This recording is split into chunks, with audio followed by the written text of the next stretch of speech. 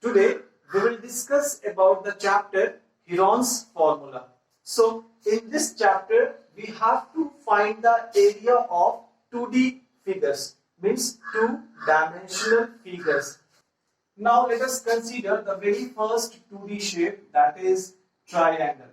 Suppose we are having a triangle ABC in which base is given BC while the corresponding height, or you can say perpendicular, is given AD. Suppose AD is the perpendicular while BC is the base. So to find the area of this triangle, we can use the formula area of triangle equals to 1 upon 2 into base multiplied by corresponding height.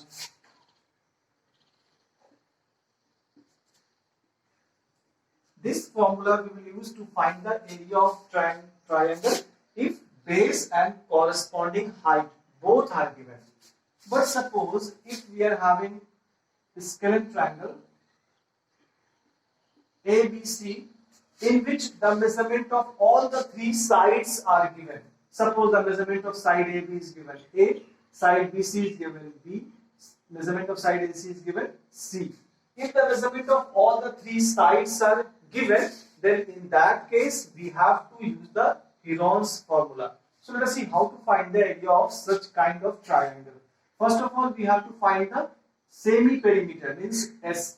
S equals to A plus B plus C divided by 2. So first of all, we have to find the semi-perimeter. Here S stands for semi-perimeter of triangle.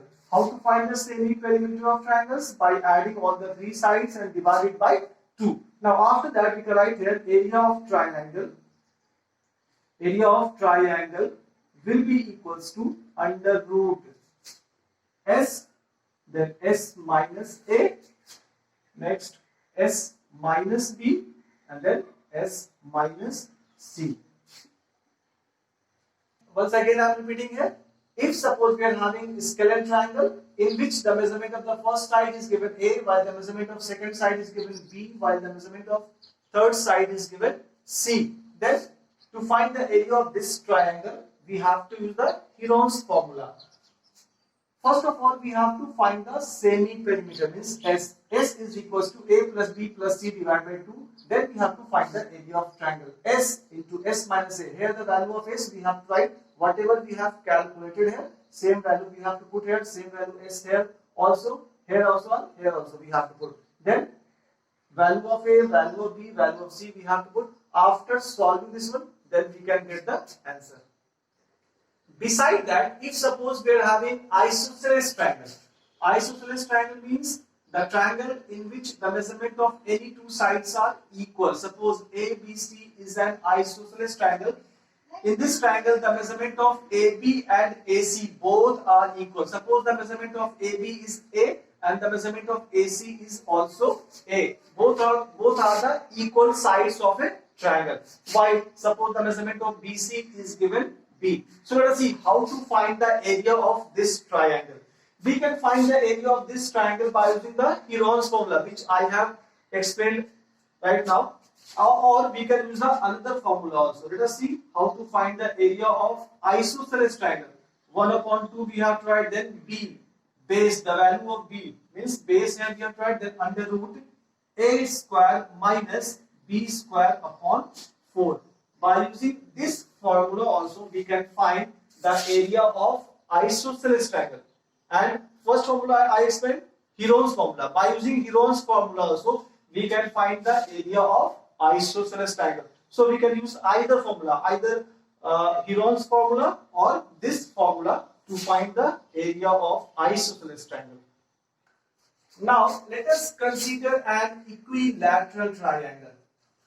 The triangle in which the measurement of all the three sides are equal. Suppose the measurement of this side is A, so this will also be equals to A, this will also be equals to A, because this is an equilateral triangle. To find the area of equilateral triangle, we have to use the formula root 3 upon 4 into A square, or we can say square of side also. root 3 upon 4 multiplied by side square. This formula we can use to find the area of equilateral triangle. Now let us see next 2D shape, trapezium.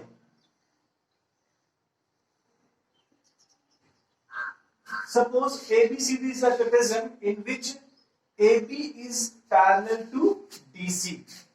If suppose we are going to find out the area of this trapezium, then we have to use the formula. Area of trapezium is equals to 1 upon 2 multiplied by sum of parallel sides, means AB and DC are the parallel sides. Suppose the measurement of AB is given A while the measurement of DC is given B. So we can write here A plus B multiplied by distance between them, distance between AB and DC. Suppose the distance between these two sides are equals to H. So we have to write here H.